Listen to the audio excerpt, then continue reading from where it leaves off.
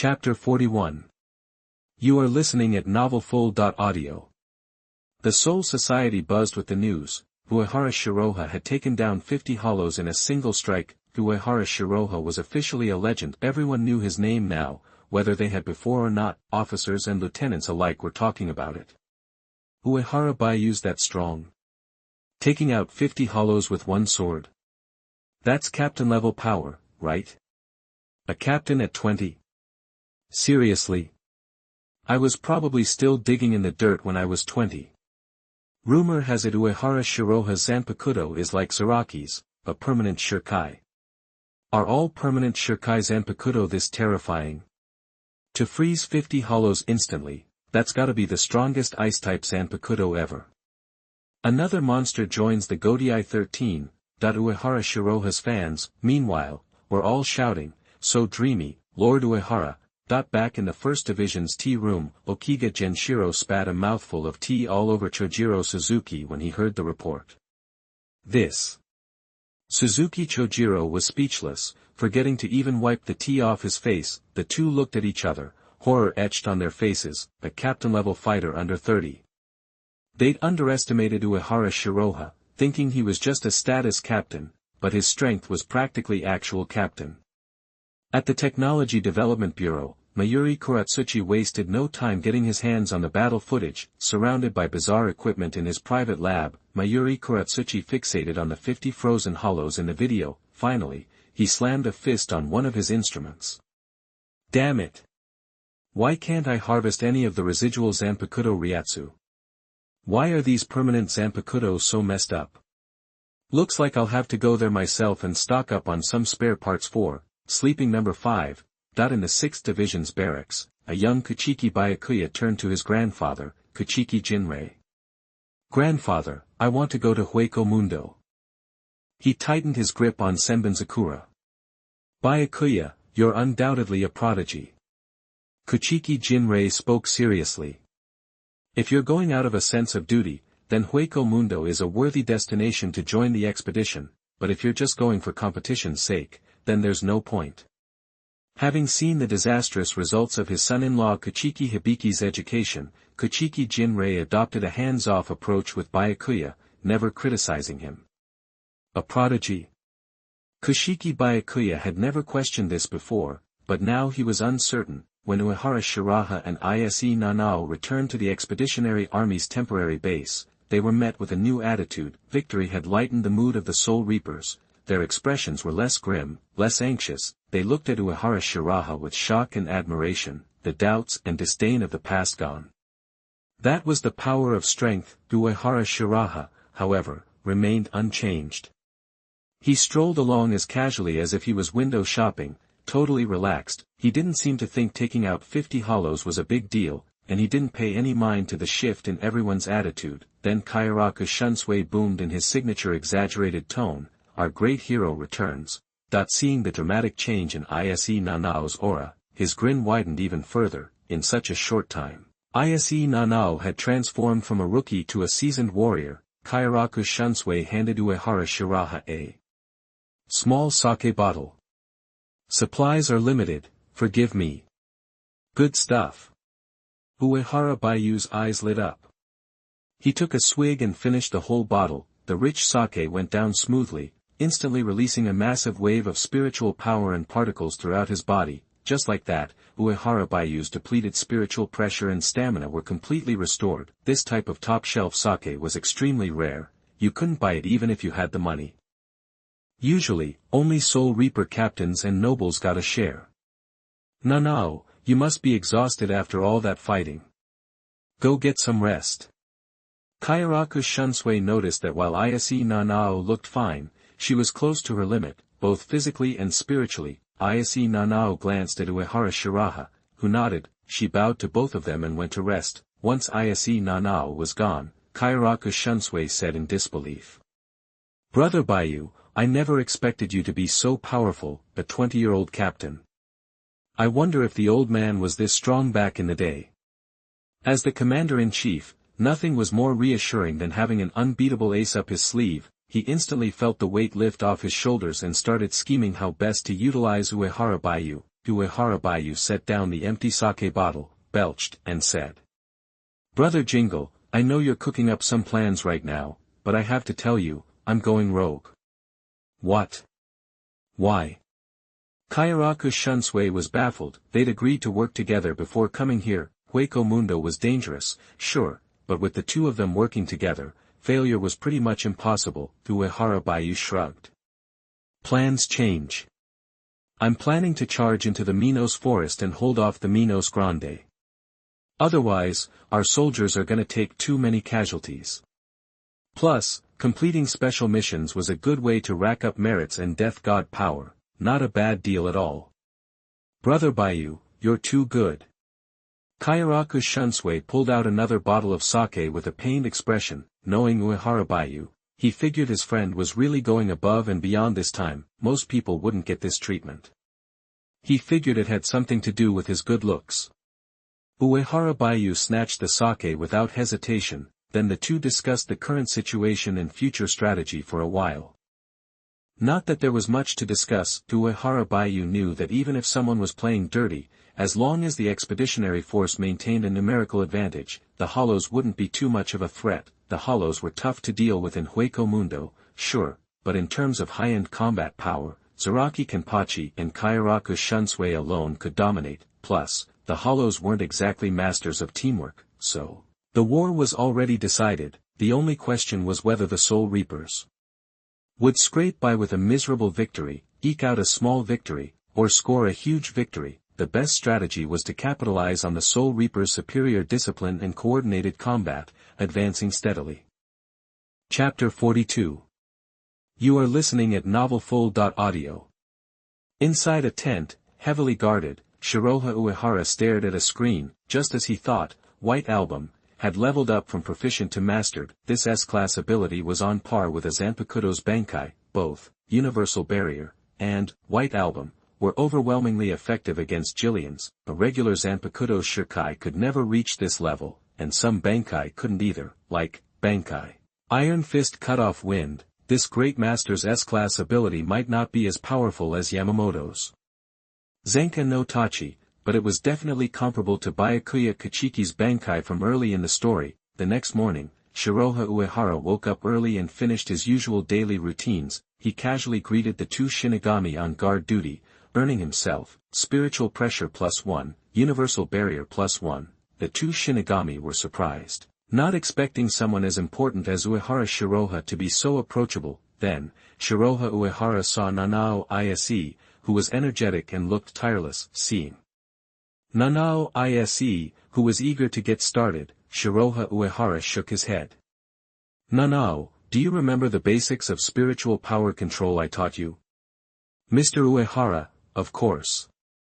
Imagine a circle in your mind, fill it with the richest, deepest color, and then focus your mind in the center. Give it a shot now. Yes. Nanao Ise tried with confidence. She felt much stronger than before and had battle experience, so she expected to nail the fundamentals. Nanao Ise instinctively focused, then grew restless, confused. She opened her eyes and looked nervously at Uehara Shiroha. This technique is fundamental to all Kido. Practice it 100 times first. Uehara Shiroha knew her problem was that she'd gotten too strong too fast, and her foundation was shaky. Simply put, she was too green. The only solution was more practice. Nanao Ise immediately ditched her excitement and satisfaction, and said respectfully, "Yes, Mr. Uehara."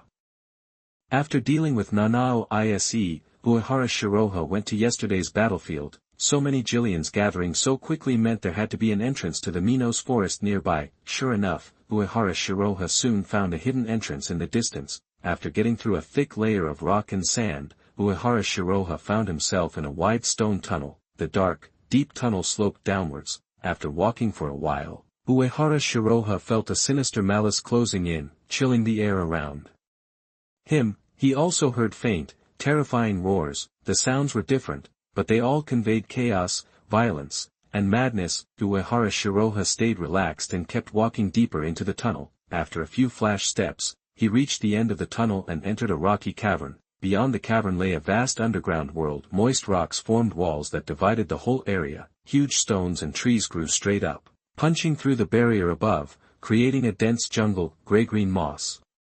And colorful mushrooms grew on the rock walls and tree roots. This was the Minos forest, home to the hollows.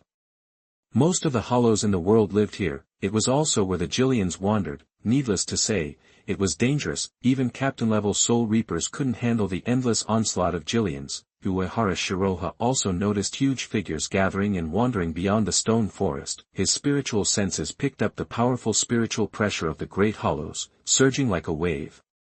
Uehara Shiraha stood firm against the storm of spiritual pressure. He held out, and before he even saw the enemy, the system chimed in, ding. Congratulations on completing Special Mission 9, Finding the Minos Forest. Reward, the A-Class Ability 7 Flashes. 7 Flashes, Level, A-Class, Proficiency, Beginner, Type, Special Move. Ability, unleashes 7 simultaneous strikes that instantly shred everything around. Once mastered, you can even use the slashes to release Kido and barriers. Introduction. 1. 7 Flashes is the signature move of Kenzaki Kori, a female saint from a certain magical index. Capable of killing 7 people instantly, it embodies the essence of the Church of Necessary Evil. 2. Obtained by completing Special Mission 9, Searching for the Minos Forest. 3. It doesn't matter how good your sword skills or legs are, without brains you will be a plane all your life. Uehara Shiraha's eyes lit up when he saw the ability description. 7 simultaneous strikes were a great instant kill technique, at maybe AB level, but the ability to use those strikes to release Kido and barriers was excellent, good even for an A-class ability. Regular Kido was nothing special, but releasing top-tier spells would be powerful, during the battle to defend Karakura town.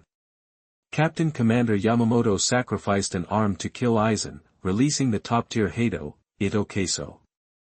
If Uehara Shiraha could max out 7 flashes, he could unleash the real Ito Keiso, even 7 at once. If he could master targeted Kido seals like Kisuke Urahara, then 7 flashes would be even more threatening. Uehara Shiraha remembered Kamiju Kori. She was a saint and a former leader of a sect, high status, cold demeanor, long sword, and even longer legs, but she wasn't too bright. She knew her leader Laura was a con artist, but the woman tricked her with a few words into chasing Index to chop her up. If you don't get educated, people will not only deceive you, but deceive you to death. With 7 flashes, Uehara Shiraha felt more confident. Since he was here in the Minos forest, he might as well act like Shilippo sword god and grind his skills. Thinking about it, Uehara Shiraha glanced at the slowly gathering Gillians, and the Duankong in his hand blazed with an invisible flame. Here's my sword practice target. Chapter 43. You are listening at novelfull.audio. In the great hollow forest, Hakuha Uehara gazed at the massive Gillians crowding around him, seeing them as a mountain of experience points. It took 100 or more hollows to fuse into a single Gillian, but most of these Gillians lacked any real self-awareness, simply wandering aimlessly. To Uehara, these hulking beasts were practically sitting ducks. But even as hollows, Gillians boasted skin as tough as steel and incredibly fast regeneration, making them nearly unkillable unless you destroyed their head or vital organs. Before, Uehara had drained his spiritual pressure to freeze them solid with his S-level ability, but this time he planned on skipping the energy-guzzling Ice Age. Instead, he checked out the ability on his panel designed specifically for hollows. Breathing of the Sun, Level, B-level, Proficiency, Mastered, Ability. Embodying the essence of the sun, this original breathing style birthed the 5 basic forms: water, fire, rock, wind, and thunder. Includes 12 sword forms: round dance, blue sky, sun halo head dance, flame dance, sun crimson mirror, phantom sun rainbow, train, burning bones, setting sun transformation, young flower, flying will blaze, and brilliant radiance. Executing these 12 forms in rapid succession creates the 13th form, reincarnation, an endless cycle. Details. Point 1. The peak sword technique from Demon Slayer, pioneered by Yorichi Tsujikuni, which gave Muzan Sun breathing PTSD. 2. Obtained after completing Special Mission 6, Famous First Team. 3. I just wanted to be a regular dude, but I guess I'll have to show you what I can really do as a sword genius. In a low-magic world, Yoriichi Tsujikuni could unleash over 1,000 strikes per second with just one type of reincarnation. The raw power of reincarnation is unimaginable. The Demon Slayer world really held back Tsujikuni, Yoriichi and sun breathing.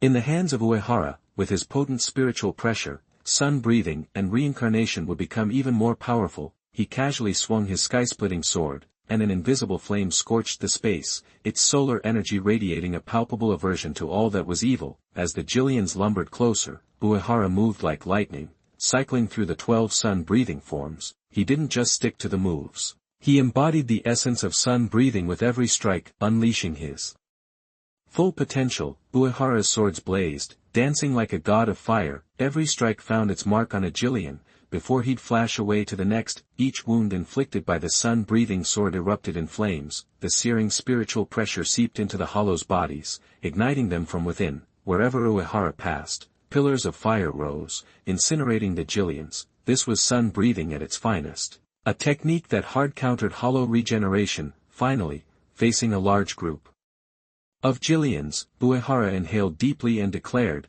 "Reincarnation." In an instant, he flawlessly executed all 12 forms, linking them together in an unending fiery loop. Reincarnation pierced, sliced, and burned through the dozen Jillians before him in a heartbeat. Surveying the burning forest, Uehara felt satisfied with the sun-breathing's might, though only a B-level ability. It delivered a specialized assault against hollows, honed his swordsmanship, and was a trump card he intended to refine. In the world of Bleach, relying on one amazing technique was risky. Even Ichigo, in his final form, got flattened by the supposedly weaker Askin Nak Lovar. Yamamoto's Ryujinjaka, when unleashed in Bankai, could even destroy the 3 realms, yet, the old man was always targeted. He never got to use his ultimate move, or it was nullified, and he met a bitter end. Even Hyobu Ichibai, that ancient schemer, feared Yawacha's Almighty. Then, 1,000 years ago, a monk used the Soul King's right hand to block the Almighty. Directly, after 1,000 years of bloody battle, Yawach reopened his eyes and absorbed the power of the Soul King to show off, but his ability was blocked by a silver arrow, and then he became the new Soul King. So, in Bleach, no matter how powerful you are, you're vulnerable if you're a target. Therefore, Uehara was determined to use the system to amass a collection of trump cards. If he had so many tricks up his sleeve that Ichibai couldn't erase them all, he wouldn't have to worry about being targeted. With newfound resolve, Uehara gazed at the inferno before him, his fighting spirit ignited. In short order, the great hollow forest, once a nightmare for even seasoned soul reapers, had become Uehara's personal playground, a place where he could level up. 3 days flew by.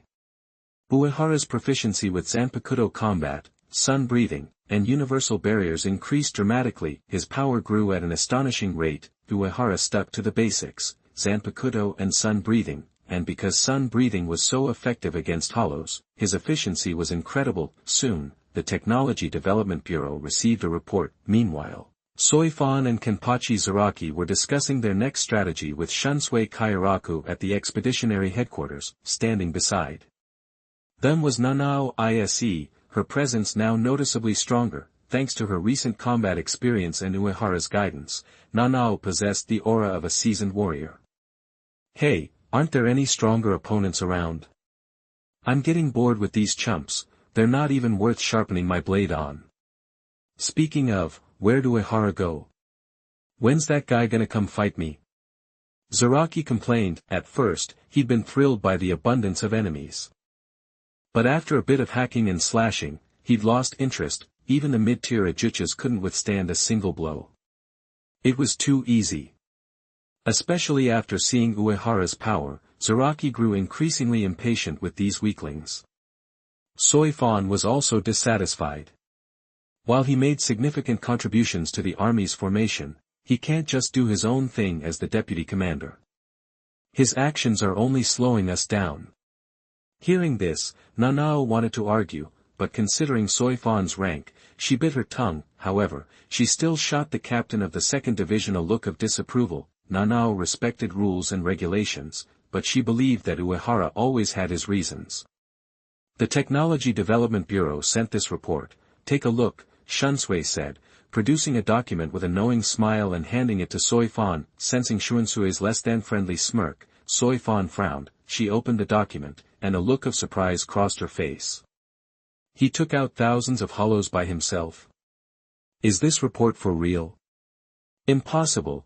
No wonder Soi Fan was shocked. Everyone knew that Uehara was strong, potentially at a captain level, but wiping out that many hollows in just a few days, even the weakest ones, was pushing it. In Hueco Mundo, hollows were stronger, making them tough to kill in large numbers. Plus, Soul Reapers needed time to recover their spiritual pressure and stamina.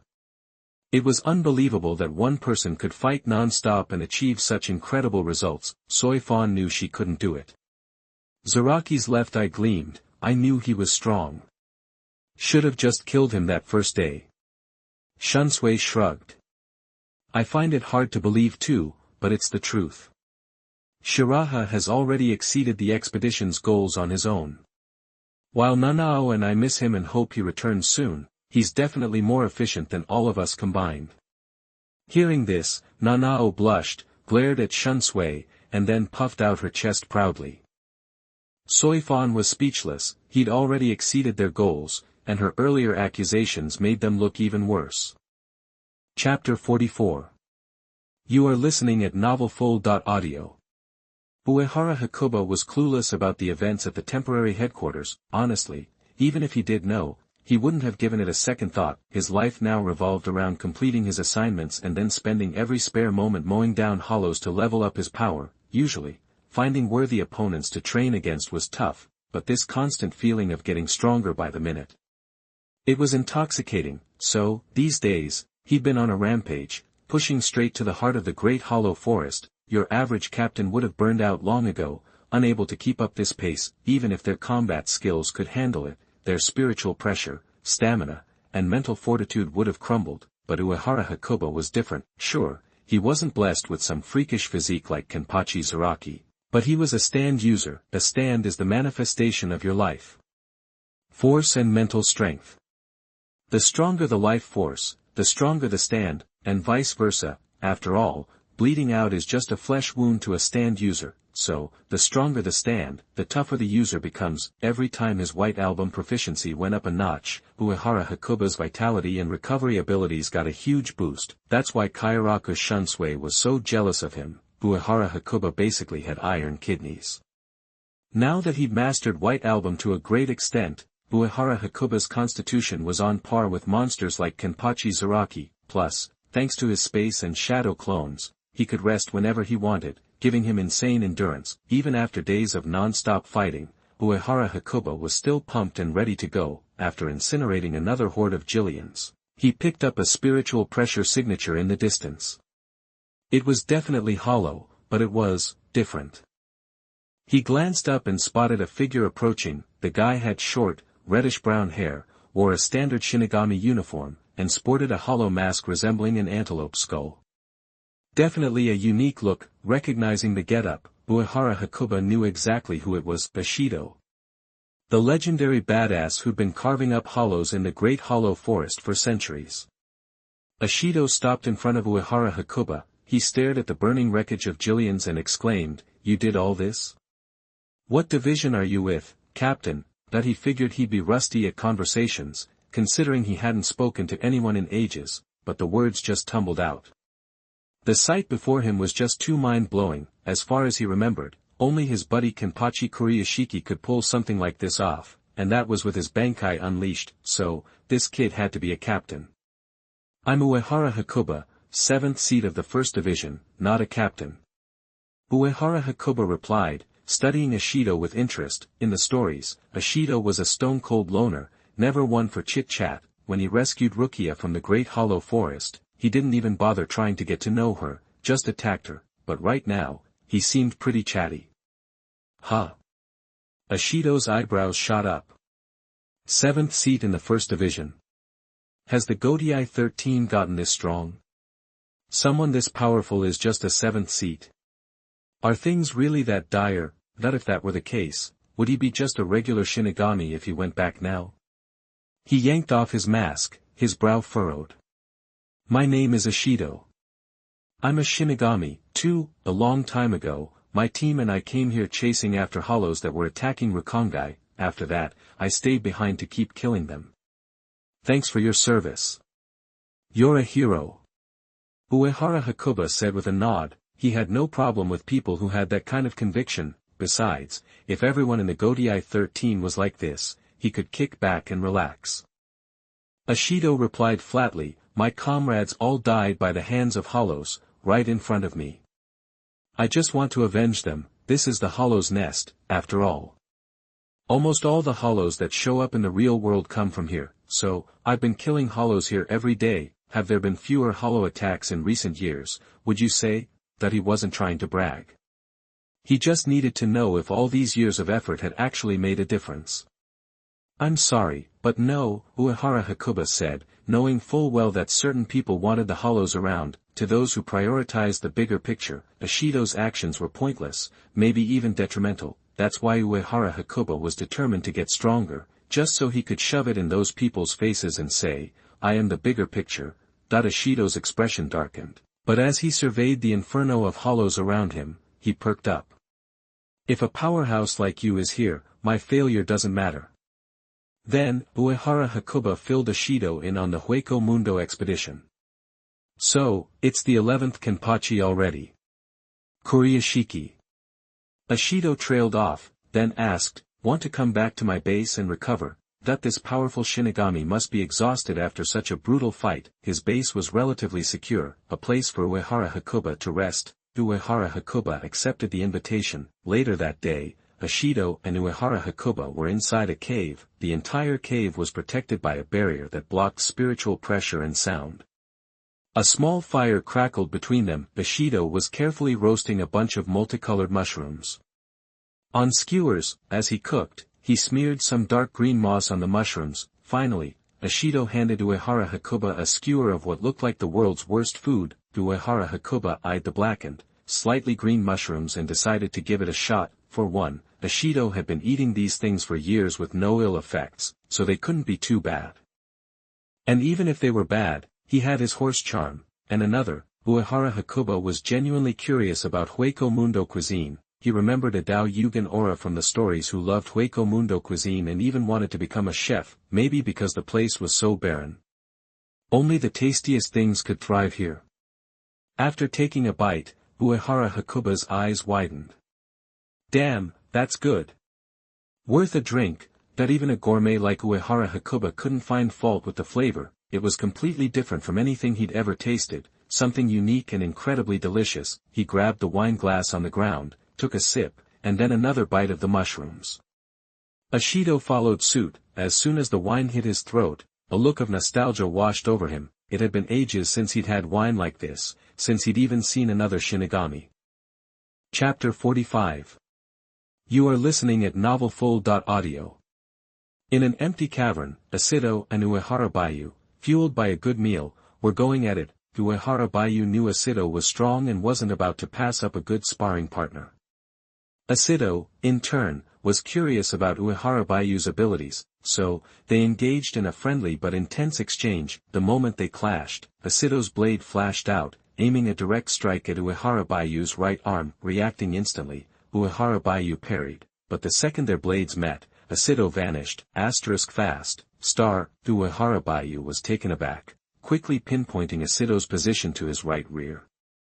This time, Ashido swung. Uehara Bayu dodged with cat-like reflexes, facing an opponent he'd never fought before. Ashido remained calm and calculating.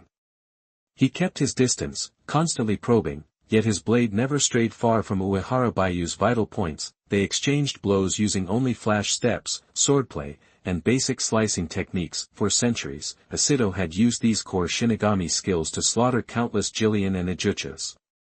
He'd mastered them to perfection. Uehara Bayu realized that Ashido's speed wasn't his only strength. If it were just speed, it wouldn't be so challenging. Thanks to Shihoin Yoruchi, Uehara Bayu had plenty of experience dealing with speedsters. Ashido's real strength lay not in his captain-level flash step, but in his vast experience and skill. Every move Ashido made was calculated and perfectly timed, as if he could predict Uehara Bayu's every reaction. After just a few exchanges, it was clear Ashido had him figured out.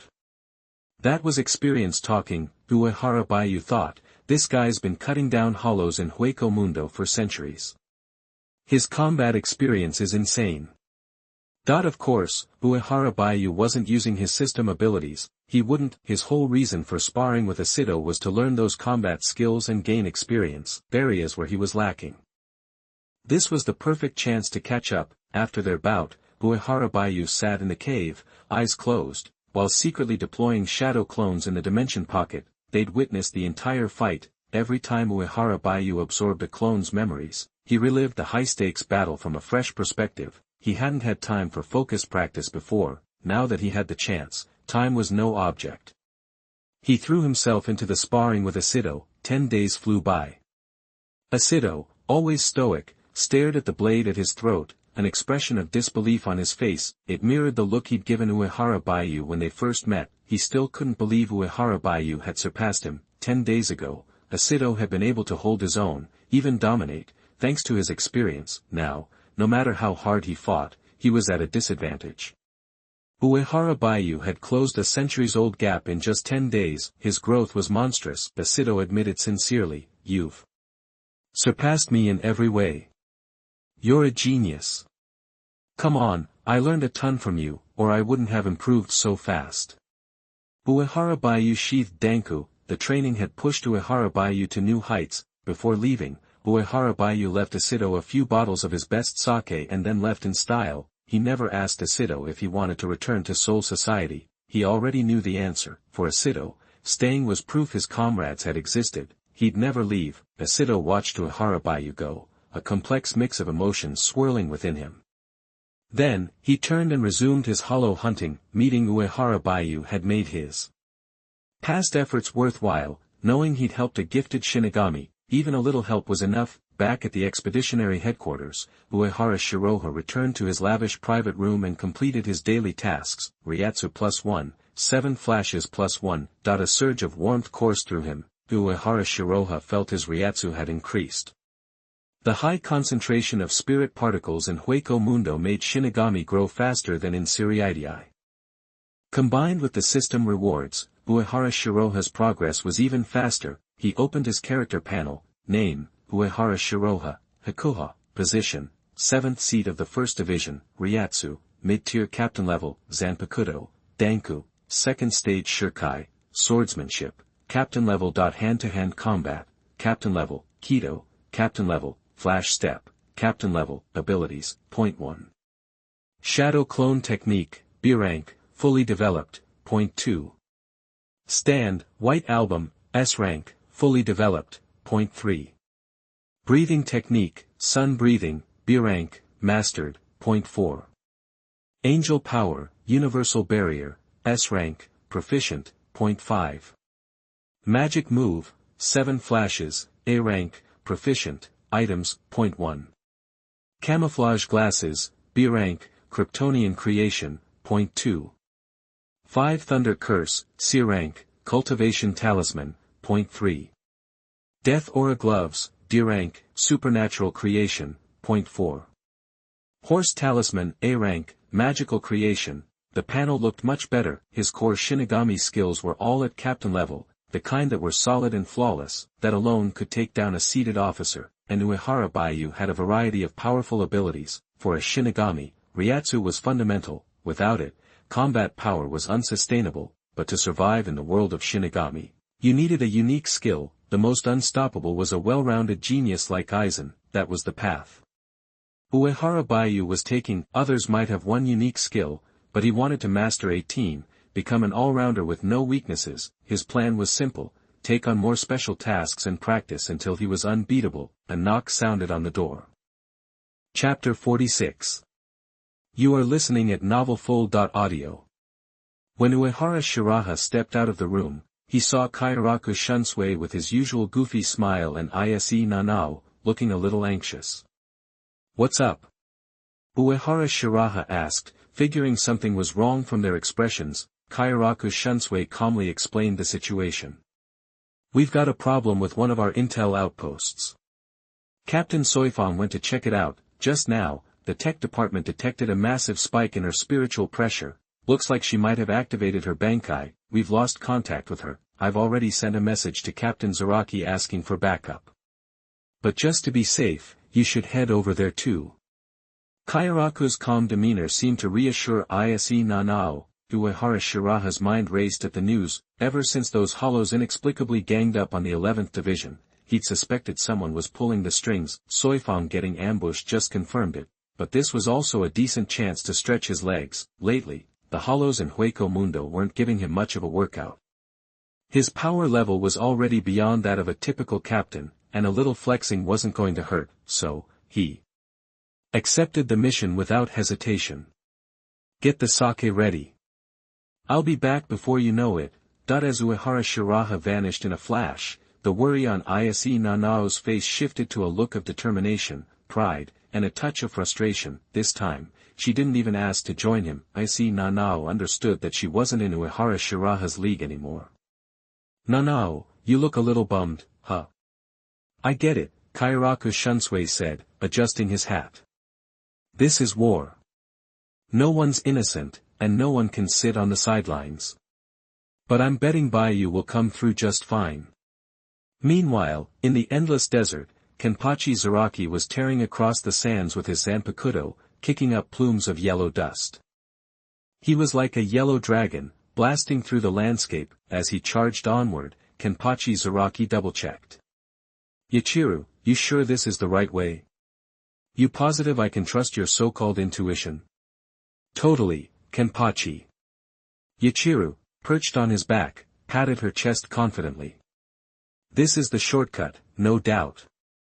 We'll get there super fast. Xiao Yu won't beat us this time. Ha ha ha. That the thought of getting to chop down a strong opponent sent Kenpachi Zaraki into overdrive, his whole body radiating a terrifying aura. The occasional stray hollow that wandered into his path was instantly crushed by his sheer murderous spiritual pressure, dissolving into spirit particles. Soifang, meanwhile, was in rough shape, her white captain's Haori stained crimson with blood. She glared at the blue-skinned, four-armed hollow looming before her. Around the four-armed hollow, 3 bizarre-looking Ajuchas waited for their chance, ready to cut off Soifang's escape. Soifang gritted her teeth, desperately trying to wring out the last of her strength. Suddenly, the air rippled, and the four-armed hollow disappeared. Ring. Soifang was familiar with the hollow's signature high-speed maneuver, but her spiritual pressure was almost gone, her senses dulled, and she couldn't pinpoint the enemy's new location. In a heartbeat, the four-armed hollow materialized behind Soifang, its claw-like hand tearing through her shihakusho, ready to deliver the killing blow. Soifang felt the icy breath of death. She tried to flash step away, but her body felt heavy, and a strange force seemed to be suppressing her spiritual pressure. As Soifang desperately focused her remaining spiritual pressure for a last-ditch defense, she roared silently in her heart, I'm Soifang, captain of the 2nd Division. I'm supposed to surpass that guy. There's no way I'm dying like this. Soul Reaper, my power has sealed yours. Stop wasting your time. The hollow's other 3 arms crackled with dark Siros. He planned to obliterate the pesky Soul Reaper with an amplified Siro attack. Just as Soifang was about to resort to some forbidden technique to take down the hollow with her, a searing heat ripped through the air. Blazing flames accompanied by the glint of a cold blade came slashing down at the hollow's head. The terrifying attack and spiritual pressure tore through the air, engulfing the four-armed hollow as it charged at Siro. The blade flashed, flames roared, and a figure appeared in an instant, planting himself between Soifang and the hollow. At the same time, the hollow surged forward, narrowly escaping the flames and the blade. Soifang, snatched from the jaws of death, looked up to see a familiar figure standing before her. Her eyes widened. It was him. And he'd gotten even stronger. Uehara Baiyu, who had appeared in a flash, ignored Soifang's complicated expression and focused on the four-armed hollow a short distance away. Not bad, dodging my attack. Your reflexes are pretty sharp for a Vasto Lord, he said. It's not easy climbing to the top of the hollow food chain. Why so eager to throw it all away? A hollow only evolves into a Jillian by consuming the spiritual pressure of hundreds of other hollows. Among the Jillians, certain individuals awaken self-awareness. These individuals can then become Ajuchas by devouring hundreds more of their own kind. Similarly, Ajuchas can evolve into the ultimate Vasto Lord through mutual devouring and fusion. but these transformations require a relatively undamaged spiritual body, making the conditions incredibly difficult. After surviving the brutal competition, a mere handful of ajuchas can attain the strength of a Vastolord. Vastolords are generally rational and don't just degenerate, so, unless there's a special reason, a Vastolord wouldn't ambush a Soul Reaper captain, even if a captain's soul is tempting. Suddenly, Uehara Bayu pictured a bespectacled face, always wearing a gentle smile. Watch out! There's something weird about this hollow. Soifang warned, fighting through the pain. His ability conceals spiritual pressure. As soon as she'd arrived, Soifang had noticed that her spiritual pressure was acting up. That, combined with being outnumbered, had led to her quick defeat. With that, Soifang retreated, trying to recover her spiritual pressure and stamina. Chapter 47. You are listening at novelfull.audio. In Hueco Mundo's desert, Uehara Hakuha calmly faced down 4 hollows. The 4-armed hollow glared at Uehara Hakuha.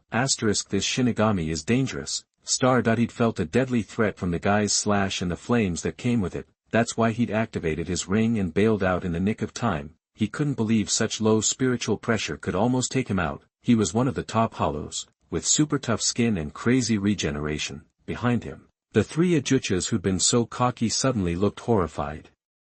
Senor Valdez, your arm. No way a regular blade could do that. Why isn't your regeneration working? Valdez looked down, finally noticing, and his eyes went wide. One of his lower arms was already ash, and it wasn't growing back. He quickly checked himself.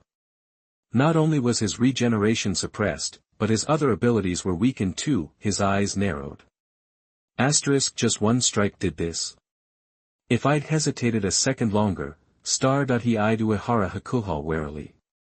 Shinigami, I am Valdez, Vanguard General of Barragan, Lord of Las Noches. I'm here on His Majesty's orders to wipe out you Shinigami. State your name and speak your last words. Uehara Hakuha glanced around. So, this is why you think you can ambush a Shinigami captain? A soundproof barrier, suppressed spiritual pressure, and some weird abilities of your own. Where's Sailaporo? Too chicken to show his face, that he could see right away that the barrier wasn't a Shinigami's Kido. It wasn't a specific power or spell, but some kind of tech. Knowing what he did about Sailaporo, the twisted pink-haired scientist, made it easy to guess. That was the advantage of knowing what was coming. He always had the intel edge. Soifang remembered something and exclaimed, Barragan. Sailaporo. Your leftovers from the Soul Society invasion a century ago. She'd stumbled on the files by chance. 100 years back, an ajuchas claiming to be a Barragan subordinate had invaded Rukongai and been taken down by the 7th Kenpachi, Kuriyashiki Kenpachi. Later, Sailaporo led another hollow raid on Rukongai and was also repelled by Kuriyashiki. After that fight, the 7th Kenpachi was killed by Zaraki Soya. Zaraki Soya became the 8th Kenpachi. Thinking about fighting these old monsters made Soifang even more desperate to get her spiritual pressure back. Meanwhile, deep in a secret desert base, a petite black-haired hollow named Luo Jia said softly, Lord Sailaporo, are we sure about working with this Shinigami? He seems to be hurting His Majesty. Even though the Shinigami gave us intel about the invasion, he's too much of a wild card. It worries me. I don't care who runs Las Noches, I just want to keep researching, Sailaporo replied, watching the screen with excitement. And thanks to this guy's info, I snagged 2 perfect test subjects at once. With these 2 Shinigami captains as models, my anti-hero tech will be flawless. Remembering the disaster from 100 years ago, Sailaporo's face darkened. He could live with a lack of raw power, but the tech had to improve, so, even though he knew the Shinigami was probably up to no good, he was happy to play along. He suppressed the urge to get out there himself and shouted, Gullens, don't start anything. He and his brother, Ilfert Gullens, were obsessed with research and fighting, respectively. They accidentally created a huge hollow and were devoured by it.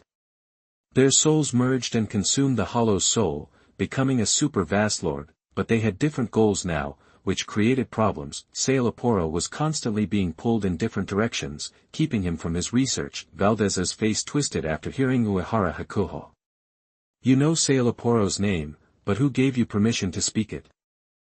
Sailaporo hadn't separated from his brother, Ilfert, and was still the super vast lord, making him worthy of being a Zero Espada. Even Valdez respected the powerful Sailaporo.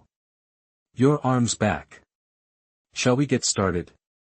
Uehara Shiraha called out Valdez's stalling tactics. He didn't care about it, he was just curious to see how sun breathing affected him. Uehara Shiraha started walking toward him. Valdez, whose arm had finally regenerated, grinned. Think I was waiting for my arm to heal? Nope.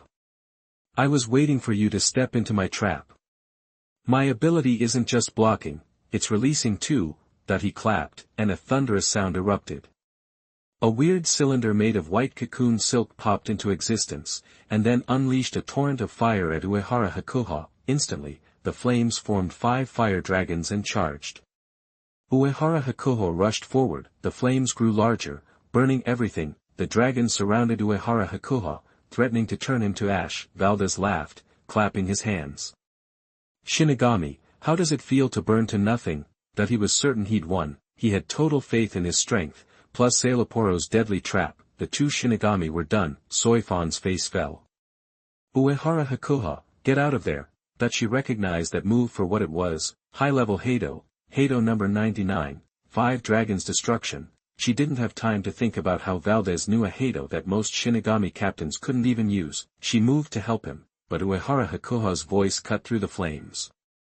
You're the one who can tell me what it feels like to burn to ash. This little fire is about as good as a hot bath or a sauna. Chapter 48. You are listening at novelfull.audio. Hearing this, Soifang and Valdez were stunned and looked toward the inferno. There, Uehara Shiraha appeared relaxed, completely unfazed by the surrounding flames. Soifang's eyes widened. Even from a distance, she could feel the intense heat. A Soul Reaper's body is quite fragile. How was he doing this? Why did this guy keep pulling off things she couldn't even imagine? The 3 Yachukas, who had been cheering moments ago, were now silent and shocked. They wouldn't dare touch those terrifying flames. It was unbelievable that a Soul Reaper could just shrug them off. You. Valdez was in disbelief. He had seen the Soul Reaper get engulfed by the flames without any defense. Someone like him, with steel skin and rapid regeneration, couldn't withstand that unharmed. So how had the Soul Reaper survived? A slight smile touched Uehara Shiraha's lips. You call that flame 5 dragons transmigration? What a joke, it's just a cheap knockoff, but this trap is cleverly designed to mess with my abilities. Must be one of Sailaporo's backups. This 5 dragons transmigration was clearly made with anti-membrane silk. Sailaporo's Blacktech anti-membrane silk can record spiritual pressure and alter the rules of spirit bodies, meaning it can reproduce the techniques of Soul Reapers, Hollows, and Quincy's alike. Uehara Shiraha was actually a little curious about this gadget. How do you even know that? Valdez asked, dumbfounded. He felt completely exposed. However, he quickly regained his composure and activated the anti-membrane silk again, unleashing an even more powerful blast of flame. The space around them shook as the flames raged, once again enveloping Uehara Shiraha. Simultaneously, Valdez condensed a black zero and prepared to use his abilities, aiming to finish Uehara Shiraha in one fell swoop. Normally, Valdez would have a physical advantage over a Soul Reaper, but he didn't dare. Get close to Uehara Shiraha now. Those flames were too much of a threat. Soifang could only retreat further, trying not to get in Uehara Shiraha's way. She stared at the all-consuming fire, muttering, this flame can actually get stronger. It's like a level 99 spell. She also sensed the danger lurking behind the flames and quickly warned, watch out for his Zero and whatever else he's got up his sleeve. That as several fire dragons charged, Uehara Shiraha simultaneously activated the abilities of the White Album and the Universal Boundary. Instantly, the power of the 5 dragons transmigration weakened, turning into 5 fire snakes. Uehara Shiraha reached out, grabbed the fire snakes coiling around him, and squeezed.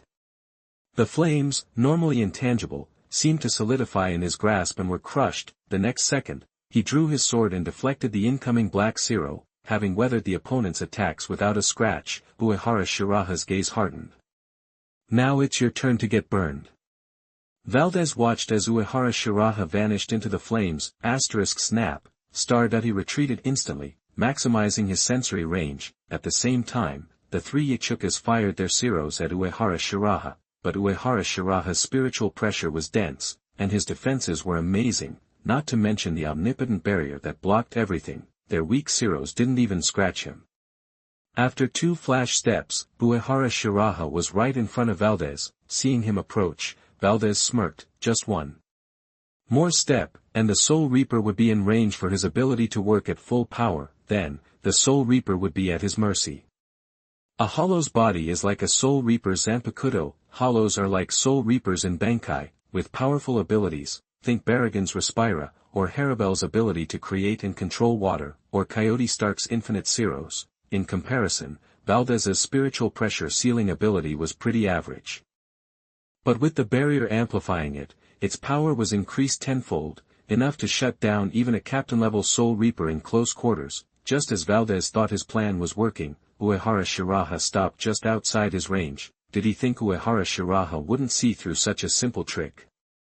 Without hesitating, Uehara Shiraha swung Sky Piercer, unleashing the 12 forms of sun breathing directly at Valdez. Flames erupted, engulfing Valdez. Faced with the flames and blades, Valdez threw up every defense and ability he could muster. An invisible force field blocked the flames, then surged forward, but it was useless against Uehara Shiraha's attack. After the strike, Uehara Shiraha vanished without so much as a glance at the result. As Uehara Shiraha reappeared, the 3 Ichukas exchanged glances before charging in unison. These 3 were from Hueco Mundo. When he was bored, Barragan would make them fight each other for his amusement, so they were used to fighting and didn't fear death. Sensing their attack, Uehara Shiraha whirled around and slashed with sun breathing. Flames engulfed the Ichukas. The moment he drew his sword, he was gone.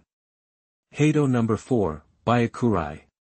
Uehara Shiraha yelled as he reappeared, aiming his attack at another Ichukas. A white lightning bolt pierced straight through the Ichuka's mask. The Hado was much more powerful when Uehara Shiraha was the one using it. Then, he raised his right hand, stopping the last Ichuka's blade-like arm. He pressed forward, and a terrifying surge of spiritual pressure erupted, shattering the enemy's heart in a flash of white light. In moments, the 3 Ichukas were gone, one fully mature, one big-brained, and one laughing heartily.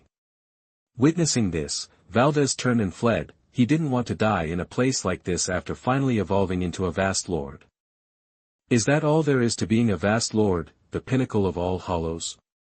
Uehara Shiraha asked, sounding disappointed. He finally understood why this hollow never showed up in the Arrancar arc. His personality was garbage. Aizen probably didn't think he was worth the effort. Shaking his head, Uehara Shiraha chased after him in a flash. Chapter 49. You are listening at novelfull.audio. It wasn't until Soifang lost sight of Uehara Hakuha and Vajuo that she snapped out of it. She was stunned by Hakuha's smooth, flawless fighting. He faced a siege of 4 hollows without even a hint of panic, his every move perfect. That kind of combat experience, those skills, that masterful Zanpakuto control, usually took centuries to develop, but he'd done it all in just 20 years.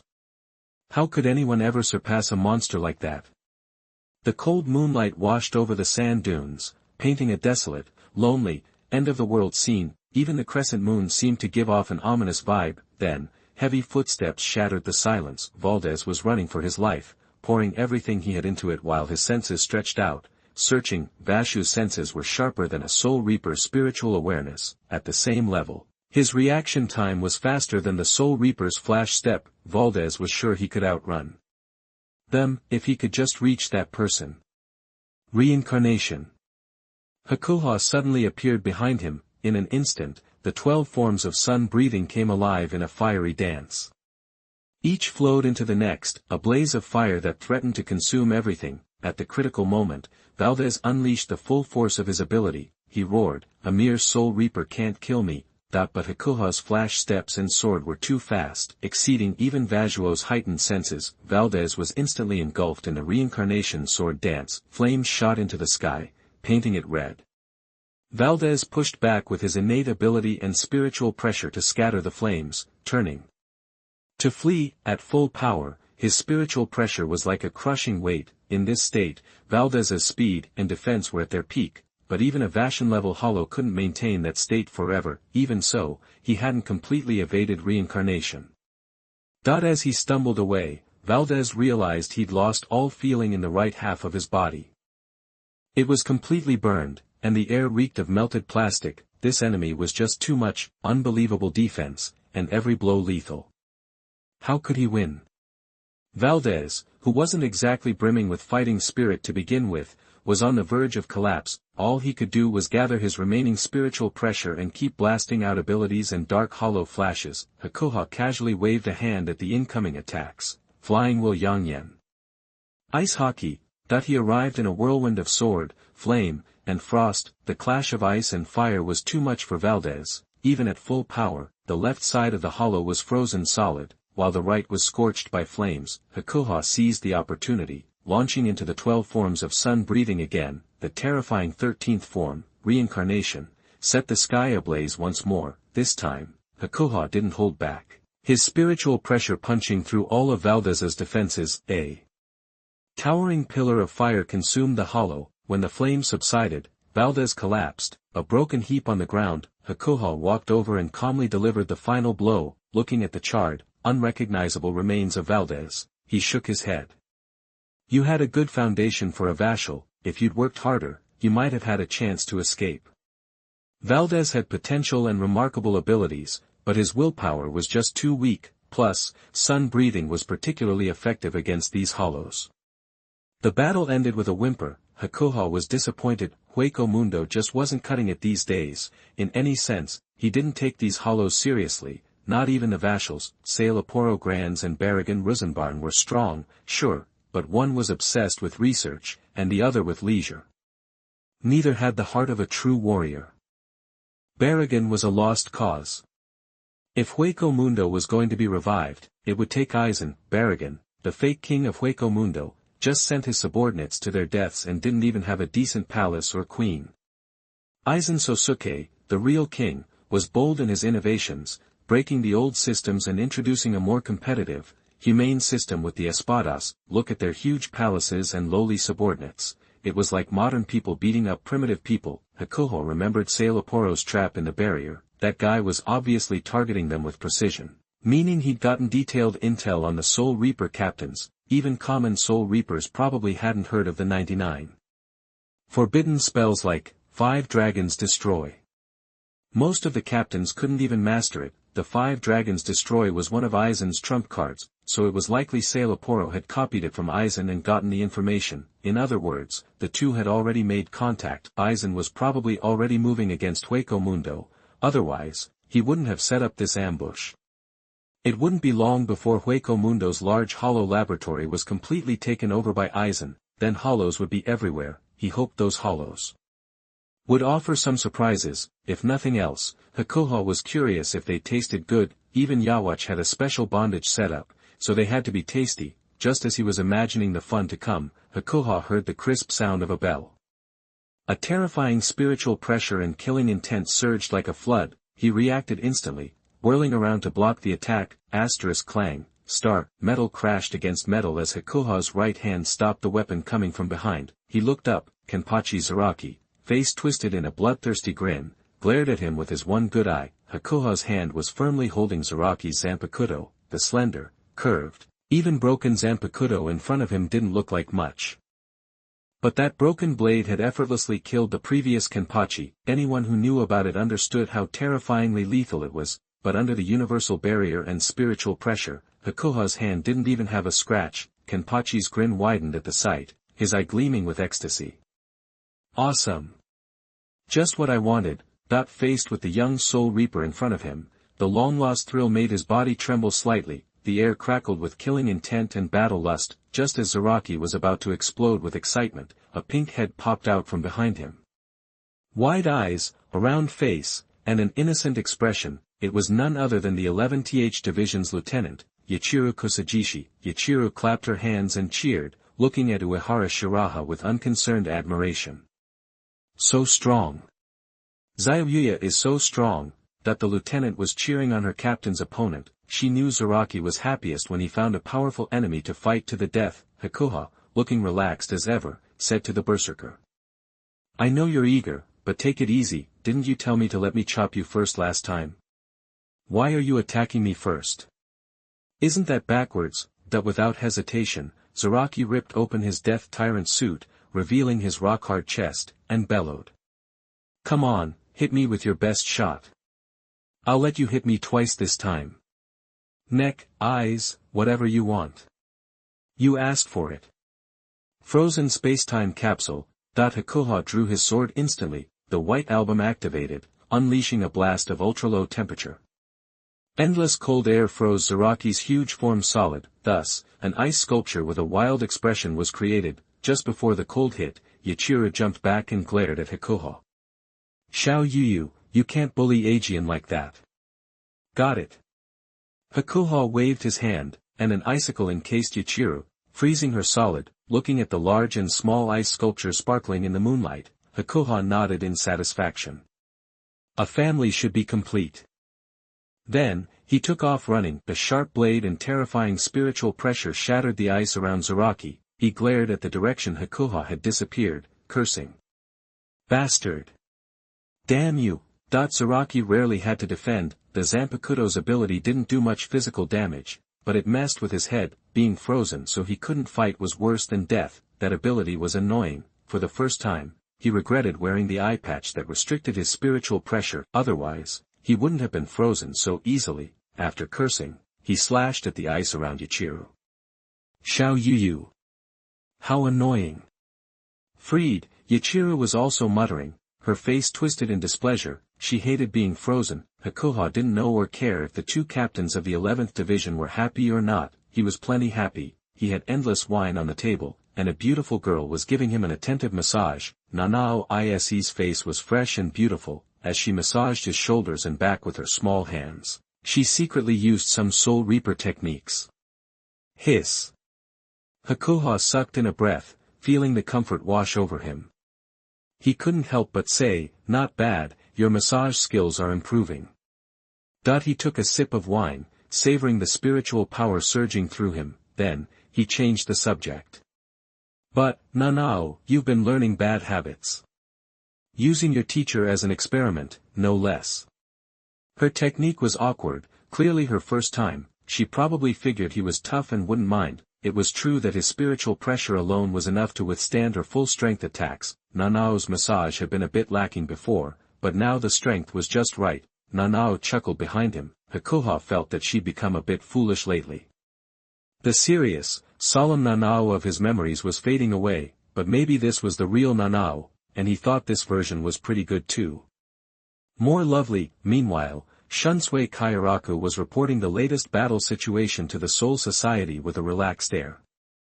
The expedition to Hueco Mundo had been very rewarding. His niece had gained valuable experience and grown stronger, and he could make a significant contribution without even lifting a finger. A vast lord plus 3 Achukas was a nice haul. Kairaku didn't care about promotion. He was as high as he could go, but it would be nice to trade that contribution for some good wine. That was something to look forward to. Plus, the Tsuneyashiro family's nails and the Soul Reaper army were dead. That was definitely worth celebrating, and it was all thanks to his good friend Hakuha Uehara. Soon after, in the Captain Commander's office in the 1st Division in Soul Society, except for Yukitake, who was on sick leave, all the captains of the Godei 13 were gathered. A Soul Reaper from the Mobile Corps' reporting team handed the latest battle report to Genryosai Shigekuni. Yamamoto, even the experienced Yamamoto was stunned. He handed the report to Chojiro Sasakaibe, who had a head full of silver hair, took the report with a smile, but his expression changed as he read it carefully again. He read aloud. Just now, Hakuha Uehara, 7th seat of the 1st Division, single-handedly defeated a vast lord and rescued Captain Soifang of the 2nd Division, also eliminating 3 Achukas. Before that, Uehara was in the Great Hollow Forest and eliminated countless hollows. The expressions of several captains shifted, all shocked. They'd guessed that Hakuha already had the strength of a captain, but even for a captain, it would be difficult to kill a vast lord alone. They had better abilities than normal hollows. Moreover, these top-level hollows weren't just as strong as ordinary captains, they were as smart as people, except for powerhouses like Kenpachi, who were valued by the Zero Squad because of their strong combat power. Ordinary captains couldn't steadily suppress a vast lord. They didn't know he was so powerful. After going to Hueco Mundo, Hakuha's performance had exceeded everyone's expectations. Jin Ikamaru, a genius from the same class as Hakuha, was only a lieutenant. Hakuha took 6 years to graduate, while Ikamaru took only 1. Hakuha's sudden rise shocked everyone. The speed of his improvement was incredible. Could he have awakened his Bankai? Chapter 50. You are listening at novelfull.audio. In Captain Kamamura's office, the 7th Division captain, wearing his barrel helmet, pumped his fist in the air. Uehara Nanace did it. The captain commander was right, that he wasn't one for deep thought. If Yamamoto said it was good, it was good. Aizen, however, looked thoughtful. He'd suspected Uehara Hakuha was holding back, but not this much. Interesting, he mused. Especially since he's in Hueco Mundo. Maybe I'll pop over and see if there are any more surprises. Captain Tozen of the 9th Division remained impassive, his thoughts unreadable. Jinrei Kuchiki, the captain of the 6th, seemed to be miles away, practically wearing a sign that said, wants to retire. Mayuri Kuratsuchi, the acting captain of the 12th, sneered in that uniquely sarcastic way of his. According to the spiritual pressure readings, Soifang had already unleashed her Bankai before Uehara Hakuha even moved. No Shinigami without Bankai could take down a Wa-level hollow. Impossible. He probably just cleaned up the scraps. And wasn't the expedition leader cozy with this Uehara guy? Could it be a setup? Fresh from his lab, Kuratsuchi clearly relished the chance to stir the pot. Kamamura glared. Are you questioning the captain commander's judgment? Aizen, ever the peacemaker, intervened. Kuratsuchi's concerns are understandable. But I trust Kairaku wouldn't exaggerate Uehara's accomplishments because of personal feelings. Kuratsuchi and Kamamura deferred to Aizen. Shooting range Old Iron, the acting captain of the 3rd Division, cut right to the chase. Captain Commander, Uehara Nanace is better suited for this position than I am. I nominate him to replace me as acting captain of the 3rd Division. The 3rd and 7th Divisions had been decimated during the hollowification incident, and the 9th Division was practically starting from scratch. Chitetsu had only gotten the acting captain spot due to the chaos, and he didn't feel he was up to the task. Seeing Uehara's victory, he couldn't wait to step aside. Uehara Hakuha has not achieved Bankai. He is not qualified, Yamamoto replied flatly, not even bothering to look up. It was a convenient excuse. While Bankai was generally a requirement for captaincy, there were exceptions, like defeating the current Kenpachi. Besides, with Hakuha's demonstrated potential, Bankai was only a matter of time. And given the shortage of captain candidates, Hakuha could easily have been appointed, but Yamamoto dismissed the proposal outright. He saw a bit of his beloved student, Kairaku Shunsui, in Hakuha, too much talent, not enough discipline. He needed more time to mature. Besides, the title of acting captain didn't mean much. Instead, Yamamoto added, promote Uehara Hakuha to 3rd seat of the 1st Division. He will be responsible for Hueco Mundo affairs moving forward. Chojiro Suzuki's expression was complex. He was pleased by the rising star in his division but felt a twinge of pressure. His vice-captain position was secure, but still, being outshone by a 20-something Soul Reaper felt weird. Then, Chojiro grinned, thinking, at least I can tease Chonya about being the 4th seat this time. The next day, as news of the Hueco Mundo victory spread, Uehara Hakuha's name was on everyone's lips again. The Flower Street, which had quieted down since the main forces left, bustled with life. Soul Reapers, even officers, were impressed by Uehara's strength. For those who came from Rukongai, Uehara was now the standard, the dream. Even the nobles who had previously dismissed him were paying attention. The Tsunyashiro clan, in particular, acknowledged that a captain-level Shinigami was a valuable weapon. Making friends with one was a smart move. Meanwhile, Uehara Hakuha, the Soul Society's hottest talent, received his new assignment. Congratulations, Hakuha. You're now the 3rd seat of the 1st Division, Kairaku Shunsui said, handing him the letter with a sly grin. A little disappointed? If you'd listened to me and applied for the 3rd Division captaincy, you'd be wearing a Haori right now. Captaining is too much work. Whoever wants it can have it. 3rd seat is fine, Hakuha replied. He didn't have the time to waste on a captain's responsibilities. Plus, as a third seat, there was more flexibility, and more opportunity to slack off. Suit yourself, Kairaku sighed. Sometimes, I envy your freedom. Thanks to you, the expedition's goals are nearly met. The main force is pulling out, but you, third seat, get to stay behind for a while. The goal had been to balance the souls between the Soul Society and Hueco Mundo, and to protect the living world. With Hakuha's efforts, they'd hit the mark. Only a minimal presence was needed to prevent any unforeseen circumstances. So that's why the promotion, Hakuha groaned. Staying in this dust bowl forever isn't part of the deal. Hueco Mundo was crushingly boring compared to the Soul Society. Only the chance to hone his skills had made it worthwhile. Kairaku adjusted his hat. You're not stuck here permanently. Just wrap up the loose ends. This title gives you the authority to recruit some decent talent. He had a selfish motive there. The Soul Society might downplay Hakuha's accomplishments, but Kairaku wouldn't let him be shortchanged. Fair enough. As for talent, I've got my eye on those Kido core guys. Leave them to me. Hakuha wasn't interested in average soul reapers. He wanted specialists. Tech wizards were the best, like Kuratsuchi and Uehara. They played a crucial role in the Thousand-Year Blood War. Hakuha didn't have the patience for research himself, but he'd gladly assemble a team to work for him. Hakuha, you've got good taste, Kairaku said, giving him a thumbs up, then sighed. At this rate, the Kido Corps will be a shell of its former self, that he secretly cheered, thinking, finally.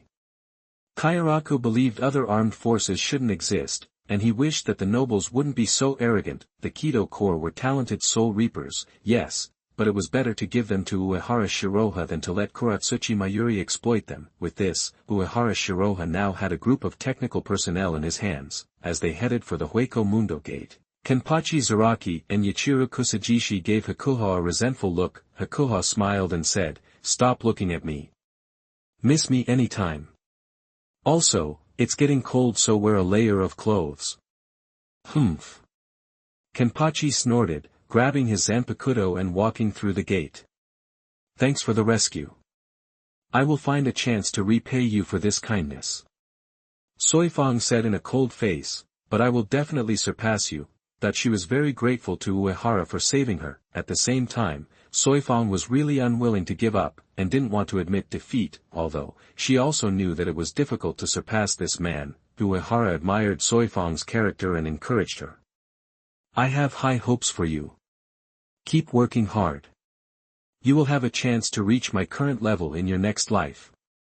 In fact, what Uehara Hakuha said was already a very modest statement. Soifang, who was encouraged over there, turned around and left without saying a word. After sending off the large expeditionary force, Uehara Hakuha looked at the respectful Ghost Path Soul Reapers with expectations written on their faces. Ise Nanao, who was staying at Hueco Mundo, suddenly felt that this was not bad. After all the personnel have evacuated, there is no need to do this. Uehara Shiraha instructed those ghost gods that no one could enter or leave the gate without his codewords and orders. Uehara Shiraha knew that this trick would not be able to stop Aizen, but it was to declare sovereignty. This order showed that from now on, this base would be his territory. Uehara, in a good mood, came to the Flower Street and attended the celebration banquet specially prepared for him. The legend of the courtesans come and go, but Uehara remains forever has lasted for 7 decades.